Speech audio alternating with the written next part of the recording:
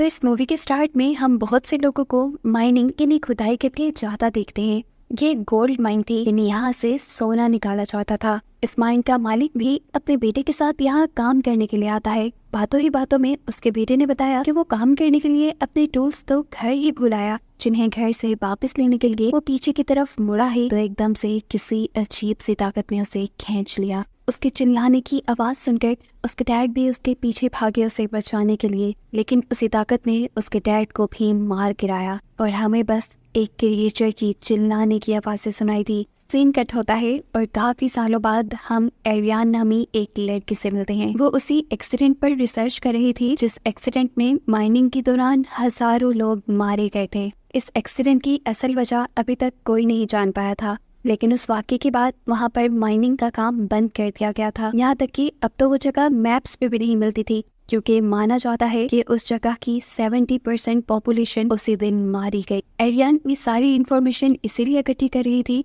क्योंकि साइंटिस्ट के एक ग्रुप ने उसे हायर किया था और माइंस का दोबारा पता चलाने के लिए। उस जगह के बारे में बहुत सी इंफॉर्मेशन इकट्ठी करने के बाद वो साइंटिस्ट के ग्रुप के साथ उस जगह को यानी उन माइंस को ढूंढने के लिए निकल जाती है। लेकिन जैसे ही ये लोग माइंस के करीब पहुंचे तो इनके फोन्स के सिग्नल जा चुके थे। रास्ते में उतर कर एरियन एक शॉपकीपर से उन माइंस का पता पूछती है, लेकिन अजीब बात थी, वो आदमी इन माइंस के यहाँ होने या उनके बारे में जानने से साफ इनकार कर चुका था। एरियन जब उसके ऊपर जोर डालती है तो गुस्से में वो पूछता है, तुम्हें वहाँ जाकर करना क्या है, चली जाओ यहाँ से वापस। वो ऐसे बात कर रहा था जैसे वो एरियन को वार्निंग दे रहा हो। हम नोटिस करते हैं कि इस स्टोर में खड़ा हुआ एक आदमी चुपके से इनकी बातें सुन रहा था, जो किसी को कॉल करके कहता है कि बस खतरा आने वाला है। एरियन तो अपने ग्रुप के साथ यहाँ से निकल जाती है, लेकिन थोड़ा ही दूर जाने पे वो नोटिस करती है कि कार कॉन्टिन्यूसली उनका पीछा कर रही थी। उनको चकमा देने के लिए एरियन माइंस की तरफ जाने के बजाय जंगल में आगे की तरफ बढ़ गई और जिस पॉइंट पर माइंस थी पीछा करने वाला आदमी उस पॉइंट पे रुककर फिर वापस चला गया। एरियन ने अपने ग्रुप को बताया, असल में सिर्फ वो यही जानने के लिए आया था कि क्या हम माइंस की तरफ तो नहीं जा रहे। उसका आगे वापस जाते ही ये लोग पीछे माइंस की तरफ बढ़ जाते हैं। ये देखे बगैर कि माइंस के रास्ते में एक बहुत बड़ा डेंजर का बोर्ड लगा हुआ था। फाइनली ये लोग माइंस की एंट्रेंस तक भी पहुंच गए, जिसके गेट में हाई वोल्टेज करंट तोड़ रहा था। यानी यहाँ से गुजरना इतना आसान नहीं था, लेकिन एरियन अपने ग्रुप के लिए यहाँ पर भी एक रास्ता बना लेती है। एक टूटे हुए दरख्त के ऊपर रस्सी डालते हुए ये लोग माइंस के अंदर चले जाते हैं। यहाँ तक पहुँचते हुए इन्हें शाम हो चुकी थी, लेकिन फिर भी साइंटिस्ट यहाँ से कुछ सैंपल्स कलेक्ट करते हैं। बाद में इस जगह पर कैंप लगाते हैं और फिर इस जगह पर मौजूद एक ही दम से सारी हिल्स के गायब होने के पीछे के राज के बारे में बात करने लगे। एक साइंटिस्ट का ख्याल था कि ये जमीन के नीचे टेक्टोनिक प्लेट्स के हिलने की वजह से हुआ होगा, जबकि दूसरे साइंटिस्ट का मानना था कि यहाँ बहुत बड़ा सिंक होल बन गया होगा। लेकिन तीसरे साइंटिस्ट का ख्याल था कि इस सब के पीछे यूएस गवर्नमेंट है,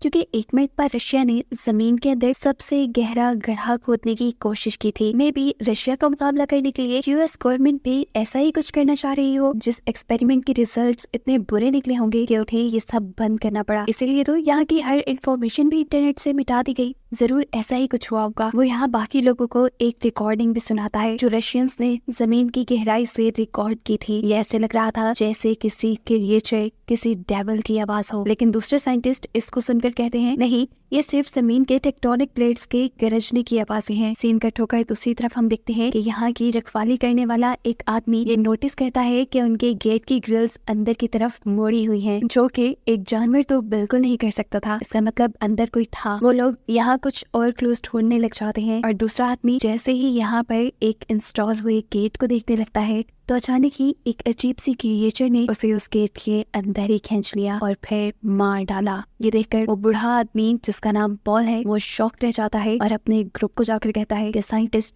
जो अभी इस जगह आए हैं उन्हें अभी के अभी यहाँ से बाहर निकालो। साफ मतलब था कि यहाँ के रहने वालों को ये बात मालूम थी कि इस जगह पर यानी माइंस के अंदर साइंटिस्ट आए हुए हैं। सुबह होने पर साइंटिस्ट अपनी रिसर्च शुरू कर देते हैं।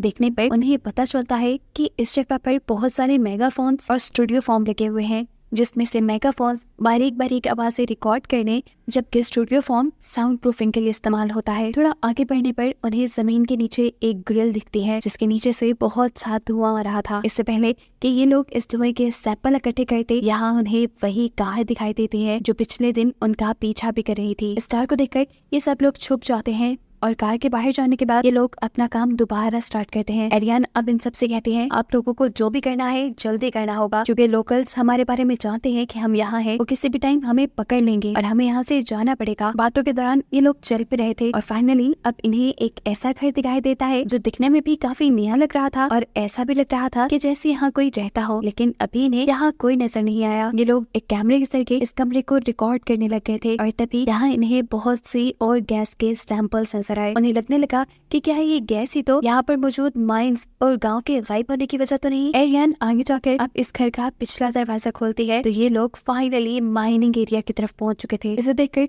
ये साइंटिस्ट बहुत ज्यादा खुश होते हैं, आखिर उन्हें वो जगह मिल ही गई थी जिसके बारे में इन्होंने कहानियां पढ़ी थी। माइनिंग वाले सारे एरिया को हाई वोल्टेज करंट वाले गेट से बंद किया गया था। ये लोग सबसे पहले जाकर उस गेट का करंट डिसेबल करते हैं और फिर इन ग्रिड्स को या इन गेट्स को खोलने लग जाते हैं। हालांकि एरियन पीछे से उन्हें ऐसा करने से मना भी कर रही थी क्योंकि यहाँ खतरा भी हो सकता था, लेकिन ये लोग एरियन की एक नहीं सुनते। इन ग्रिड्स को खोलने के बाद वो एक रस्सी के जरिए एक स्कैनर होल के अंदर भेजते हैं, लेकिन इन्हें स्कैनर के जरिए दूर दूर तक कुछ दिखाई नहीं देता। बस इन्हें यही नजर आ रहा था कि इस होल के अंदर बहुत सारी एंथ्रासाइट्स हैं जो कि बहुत ही रेयर और महंगी मेटल होती है।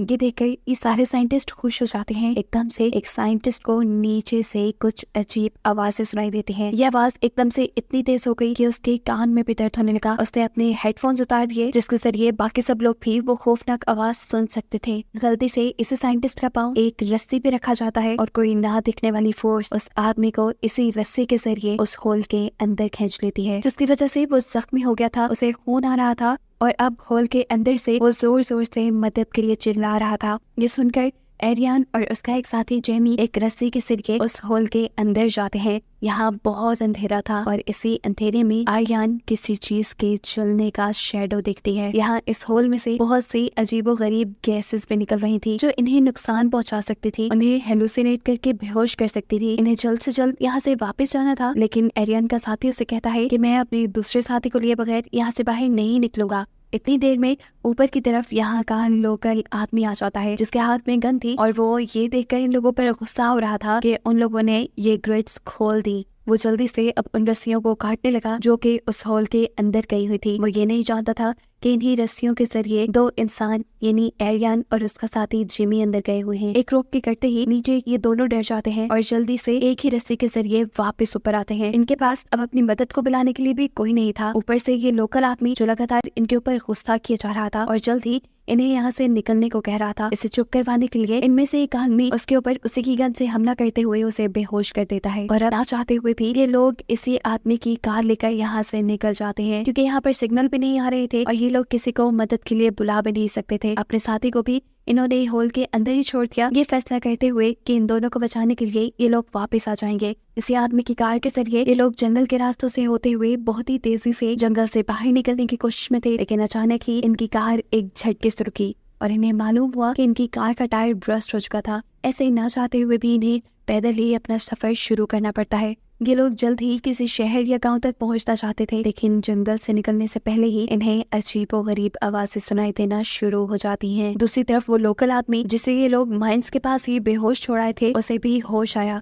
वो एक रेडियो के जरिए अपने साथियों को ये बताता है कि साइंटिस्ट ने यहाँ के ग्रिड्स खोल दी हैं और अब यहाँ खतरा है। इससे पहले कि वो कुछ और डिटेल्स उसे बताता, एकदम से एक मिस्टीरियस सी क्रिएचर आकर उसे हमला करके मार देती है। मरने से पहले यह आदमी बस एक इमरजेंसी अलार्म ही बजा पाया था, जिससे सभी लोगों को अब यहाँ पर आए खतरे के बारे में पता चल जाता। यहाँ एरियन का ग्रुप जो तेजी से जंगल से निकलकर किसी भी गाँव किसी भी टाउन तक पहुँचने की कोशिश में था, उन्हें जंगल में से ही एक अजीब सी आवाज सुनाई देती है। ये अजीब आवाज बिल्कुल ऐसी ही थी जैसी पिछली रात साइंटिस्ट ने उन्हें रिकॉर्डिंग में सुनाई थी। डर कर ये लोग अपनी फ्लैशलाइट्स भी ऑफ कर देते हैं और एरियन नाइट विजन के जरिए यहाँ पर चीजें देखना शुरू करती है और एकदम से उसके सामने आ जाता है एक बहुत ही अजीब सा मॉन्स्टर, जिससे बचने के लिए ये लोग भागने लगे। लेकिन अफसोस की बात ये थी कि ये मॉन्स्टर उनके एक साथी के ऊपर हमला कर चुका था। वो एरियन के भी बहुत करीब था और एरियन को भी पकड़ने ही वाला था, लेकिन वो उसे धक्का देते हुए अपने से दूर करती है और तेजी से भागना शुरू कर देती है और भागते हुए अपने बाकी साथियों तक पहुंच जाती है जो इस टाइम रोड के पास भी पहुंच चुके थे। ये लोग यहाँ एक ट्रक को भी रोक चुके थे जिसके पीछे ये तीनों चढ़ जाते हैं। एरियन के साथ ही चढ़ने के बाद भी गोलियां चलाती है ताकि वो मॉन्स्टर डर कर इन तक ना पहुंच पाए। थोड़ी देर में अब ये लोग पास के एक टाउन में भी पहुंच चुके थे, जहाँ जाकर इन्होंने नोटिस किया कि यहाँ के लोकल्स किसी इमरजेंसी सिचुएशन के लिए अपने आप को तैयार कर रहे हैं। शेल्बी इन्हें भी एक सेफ घर में लेकर जाती है, जहाँ जाकर इन्हें मालूम होता है कि शेल्बी को पहले से ही इन मॉन्स्टर्स के बारे में पता था और उसने इन मॉन्स्टर्स के बारे में पहले से ही बहुत सी इन्फॉर्मेशन इकट्ठी की हुई थी। उनकी इन्हीं बातों के दौरान यहाँ पॉल भी आ जाता है, वो जिसे पहले भी हमने माइंस के पास देखा था। वो इन सबसे कहता है कि मैंने अपनी पूरी लाइफ, अपना पूरा बिजनेस यहाँ पे रहने वाले लोगों के लिए कुर्बान कर दिया और माइंस की हिफाजत करने में कुर्बान कर दिया, ताकि तुम जैसा कोई आकर यहाँ पर लोगों के लिए मुसीबत ना फैला दे, लेकिन फिर भी तुमने वही किया। इन्हीं बातों के दौरान पॉल को एक मैसेज मिलता है जिसमें उसे बताया जा रहा था कि अब उस होल में से बहुत से क्रिएचर्स बाहर निकलने लगी हैं और अब पॉल को उस होल को बंद करना है ताकि उन क्रिएचर्स को रोका जा सके। एकदम से इन्हें अपने करीब से भी क्रिएचर की आवाज आती है। ये समझ गए थे कि क्रिएचर वहां से निकल गई, यहाँ टाउन तक भी पहुंच गई। उससे बचने के लिए ये सब के सब एक ट्रक के पीछे छुप जाते हैं। रेडियो के जरिए इन्हें मैसेज मिलता है किसी और सेफ हाउस तक जाने का, क्योंकि यहाँ तक तो बहुत से मॉन्स्टर्स आ चुके थे और इन लोगों की जानों को खतरा था। सबसे करीब भी जो सेफ हाउस था वो पहाड़ी के ऊपर था। ट्रक ड्राइवर जो इन सब की मदद करके इन्हें यहाँ तक लेकर आया था वो काफी बूढ़ा था। वो जानता था कि वो इतनी जल्दी भागकर पहाड़ी पर नहीं चढ़ सकता, इसीलिए वो अपने आप को वॉलंटियर करने का फैसला करता है। वो सबको यहाँ से भाग जाने को कहता है और खुद मॉन्स्टर्स को डिस्ट्रैक्ट करने के लिए यहीं खड़ा रह जाता है। यहाँ इन लोगों के हाथ से वो एक अजीब सी बॉम्ब नुमा चीज भी ले लेता है और क्रिएचर्स के पास जाकर उसे ब्लास्ट कर देता है, जिसकी वजह से सभी क्रिएचर्स के साथ साथ वो भी जलकर मारा गया था। दूसरी तरफ ये पूरा ग्रुप भी अब दूसरे सेफ हाउस में पहुंच चुका था। एरियन के साथी ने उन्हें बताया था कि इन्हें अब बिल्कुल खामोश रहना है, जिससे मॉन्स्टर इनका पता नहीं चला पाएंगे। ये सब तो बहुत खामोश रहने की कोशिश कर रहे थे, लेकिन एकदम से उनकी रेडियो से निकलने वाली आवाज इस क्रिएचर को अट्रैक्ट कर देती है। जो क्रिएचर इनके इस सेफ हाउस के बाहर ही थी, जो भी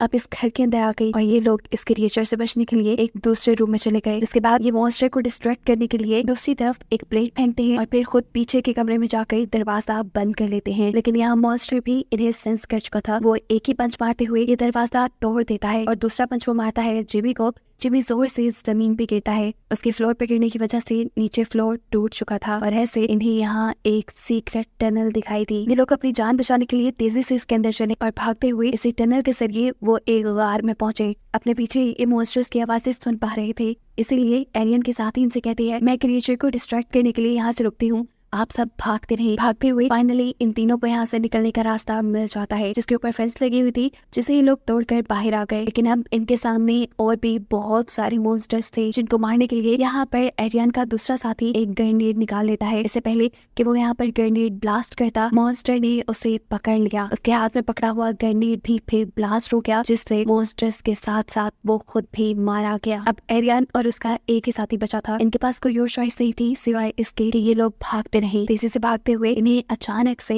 अपनी स्पीड कम करनी पड़ी, क्योंकि आगे रास्ता बहुत तंग था। एरियन आगे बढ़ती जा रही थी, लेकिन उसके दूसरे साथी से यहाँ से चला नहीं जा रहा था। उसे बहुत ज्यादा एक्सॉशन हो रही थी, सांस लेने में मसला आ रहा था, तबीयत बिगड़ रही थी, साथ ही साथ उसे गम भी था, क्योंकि ऐसे लग रहा था कि ये जो कुछ भी हो रहा है उसकी वजह से ही हो रहा है। और ये सच भी था। वो यहाँ दुख में एरियन को सब कन्फेस कर देता है कि ये सब उसकी वजह से है। वो यहाँ किसी साइंस एक्सपेरिमेंट के लिए नहीं आया था। सच तो ये था कि वो यहाँ एक कंपनी के लिए आया था जो उसे बहुत सारे पैसे दे रही थी एंथ्रासाइट लाने के लिए, यानी वो मेटल लाने के लिए जो सिर्फ इसी जगह से मिल सकता था, और उसे वो यहाँ मिल भी गया था। ये सुनकर एरियन को यहाँ दुख तो हुआ, लेकिन वो इस टाइम उसे कुछ कह नहीं सकती थी। वो उसे यहाँ हौसला देती है और उसे कहती है कि गलतियां सबसे हो जाती हैं, मेरे से भी हुई थी। एक मर्तबा हिमालय के पहाड़ों पे से मैंने अपने क्लाइंट को मरने दिया, क्योंकि उस टाइम मुझे अपनी जान बचानी थी। वो अब दोबारा उसे यहाँ से निकलने के लिए हिम्मत देने की कोशिश करती है, लेकिन अब वो अपनी सारी उम्मीदें खो चुका था। तब एरियन कहती है, अच्छा ठीक है, अभी मैं यहाँ से जा रही हूँ, लेकिन मैं वादा करती हूँ मैं तुम्हें लेने यहाँ वापस जरूर आऊंगी। सीन कट होकर दूसरी तरफ हमें टाउन का सीन दिखाया जाता है, जहाँ पर बहुत सारे लोग कंट्रोलर लेकर खड़े हुए थे। इन कंट्रोलर्स के जरिए ये लोग उन मेगाफोन्स को चलाते हैं,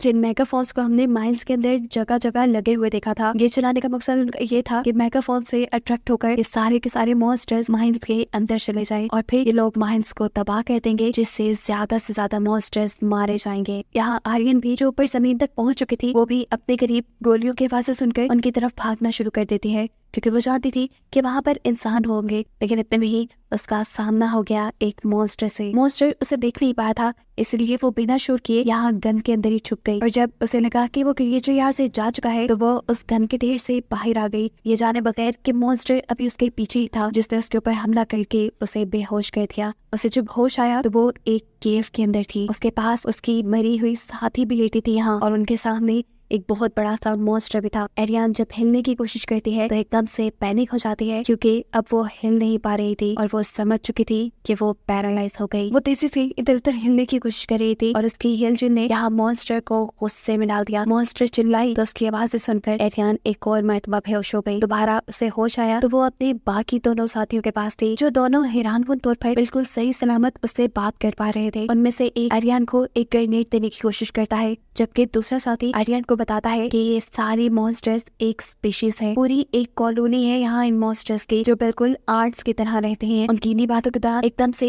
एक बहुत बड़ी सी क्रिएचर आती है और एरियन के एक साथी को उठाकर अपनी मॉन्स्टर क्वीन को खिला देती है, जिसके बड़े बड़े दांतों ने एक सेकंड नहीं लगाया था उसको निकलने में। जिस टाइम क्रिएचर सब कर रही थी, एरियन ने आगे बढ़कर यहाँ से ग्रेनेड उठाने की कोशिश की, लेकिन इस चक्कर में क्रिएचर ने उसे भी पकड़ लिया ताकि वो उसे खा पाए। लेकिन इससे पहले कि वो एरियन को अपना खाना बना लेती, यहाँ उसका दूसरा साथी अपने फोन पे अलार्म चला देता है, जिसकी वजह से मॉन्स्टर का ध्यान भटक जाता है। और ऐसे मौका पाते ही एरियन उस मॉन्स्टर को इनके मुंह में ग्रेनेड फेंक देते हैं, जिसके चलते एक ही सेकंड में ये मॉन्स्टर क्वीन मारी गई। और ऐसे एरियन और उसके साथी की जान बच गई। ये दोनों तेजी से यहाँ से निकल के भागे, जबकि अब बाकी मॉन्स्टर्स इनके पीछे थे। फाइनली इन्हें अब यहाँ पर एक रस्सी भी दिखी, जिसके ऊपर चढ़कर आर्यन तो जमीन के ऊपर वापस आ गई, लेकिन उसका साथी नहीं। वो बहुत ही आहिस्ता आहिस्ता इस रस्सी के ऊपर चढ़ा था और ऐसे ही एक मॉन्स्टर भी उस रस्सी के ऊपर चढ़ जाता है, जिससे बचने के लिए ये आदमी उस मॉन्स्टर को ही स्टैब करके मार चुका था। लेकिन जब उसने देखा कि अब इस रोप इस रस्सी के ऊपर बहुत से और मॉन्स्टर्स लटक चुके हैं, तो वो फैसला करता है कि अब उस रस्सी को ही वो काट देगा, ताकि ये मॉन्स्टर्स ऊपर जमीन पे जाके कोई तबाही न मचाएं। उसके इस फैसले ने बेशक उसकी अपनी जान ले ली थी, लेकिन कई लोगों की जान बचाई भी थी। जिस टाइम ये सारे मॉन्स्टर्स मिलकर उसको खाने में लगे हुए थे, एरियन के पास ऊपर जमीन पे यहाँ बहुत से लोकल्स आ जाते हैं, जिन्होंने एरियन की मदद करते हुए उसे बचाकर बिल्कुल बाहर निकाल लिया और फिर आग के जरिए उन सभी मॉन्स्टर्स को जलाकर मार दिया। बचे हुए मॉन्स्टर्स अपनी जान बचाने के लिए वापस उसी होल के अंदर चले गए, जिसके बाद इन लोगों ने इस होल को परमानेंटली बंद कर दिया। फाइनली अब ये लोग माइन से बाहर निकल आए थे। माइन से बाहर निकलने के बाद पॉल, यानी वो बूढ़ा आदमी जिसने उसकी मदद की थी, वो उसे बताता है कि तुम्हारा साथी जो केव के अंदर फंस गया था वो भी मारा गया। ये सुनकर उसे बहुत दुख हुआ। वो पॉल से कहती है कि अगर मैं शहर से बाहर गई और किसी को अपनी स्टोरी सुनाई तो कोई मेरी स्टोरी पे बिलीव नहीं करेगा, इसलिए उसने फैसला किया कि आज के बाद वो भी यही रहेगी और इन लोकल्स के साथ इस माइन की हिफाजत करने में इनकी मदद करेगी, जिसको दिखाते हुए ही ये कहानी यहाँ खत्म हो गई।